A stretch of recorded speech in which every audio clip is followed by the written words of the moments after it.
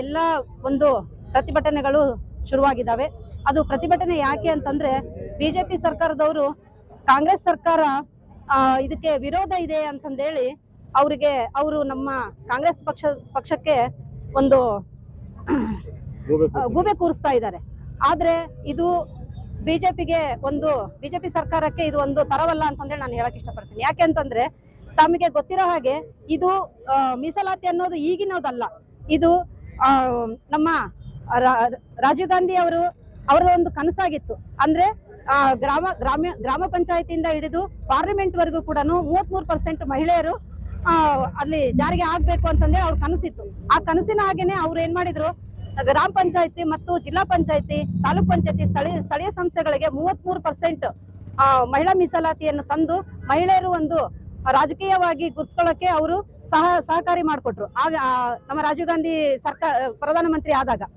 ಆದ್ರೆ ಈಗ ಒಂದು 2023ರಲ್ಲಿ ಮತ್ತೆ ಒಂದು ಮಹಿಳಾ ಮೀಸಲಾತಿ ಜಾರಿಗೆ ತಂದ್ರು.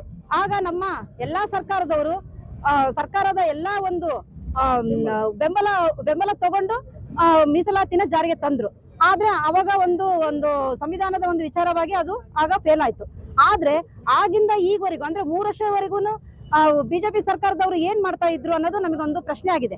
ಅವರು ಅವಾಗ್ಲೇ ಒಂದು ಸದನ ಕರೆದ್ಬಿಟ್ಟು ಎಲ್ಲಾ ಒಂದು ನಮ್ಮ ಸರ್ಕಾರದ ಎಲ್ಲಾ ಒಂದು ಪಕ್ಷಗಳನ್ನ ಅವರು ವಿಶ್ವಾಸಕ್ಕೆ ತಗೊಂಡು ಅವರ ಒಂದು ಬೇಡಿಕೆಗಳನ್ನು ಕೇಳ್ಬಿಟ್ಟು ಇವತ್ತು ಅದನ್ನ ಮಹಿಳಾ ಮೀಸಲಾತಿಯನ್ನ ಜಾರಿಗೆ ತಂದಿದ್ರೆ ತುಂಬಾ ಚೆನ್ನಾಗಿತ್ತು ಅಂತಂದೇಳಿ ನಮ್ಮ ಒಂದು ಕಾಂಗ್ರೆಸ್ ಮಹಿಳೆಯರದ ಒಂದು ಅಭಿಪ್ರಾಯ. ಆದ್ರೆ ಇವ್ರು ಏನ್ ಮಾಡ್ತಾ ಇದಾರೆ ಅಂತಂದ್ರೆ 33% ಮಹಿಳಾ ಮೀಸಲಾತಿ ಅಷ್ಟನ್ನೇ ಅವರು ಜಾರಿಗೆ ಮಾಡ್ತಾ ಇಲ್ಲ. ಅದ್ರ ಜೊತೆಯಾಗಿ ಮರು ವಿಂಗಡಣೆ ಮತ್ತು ಜನಗಣತಿ ಆಧಾರದ ಒಂದು ಸೇರಿಸ್ಕೊಂಡು ಇವರು ಮೀಸಲಾತಿಯನ್ನ ಕೊಡಬೇಕು ಅಂತಂದೇಳಿ ತೀರ್ಮಾನವನ್ನು ಮೊನ್ನೆ ಸದನದಲ್ಲಿ ಮಾಡಿದ್ರು. ಆದ್ರೆ ಅದು ವಿಫಲ ಆಗಿದೆ. ಯಾಕೆ ಅಂತಂದ್ರೆ ನಮ್ಮ ದಕ್ಷಿಣ ರಾಜ್ಯಗಳಿಗೆ ತುಂಬಾ ಒಂದು ಹೊಡೆತ ಬೀಳ್ತಾ ಇದೆ. ಅದಕ್ಕೋಸ್ಕರ ರಾಜಕೀಯವಾಗಿ ಅಲ್ಲಿ ನಮಗೆ ಪ್ರಬಲ ಆಗಕ್ಕೆ ನಮಗೆ ಸಾಧ್ಯ ಆಗೋದಿಲ್ಲ.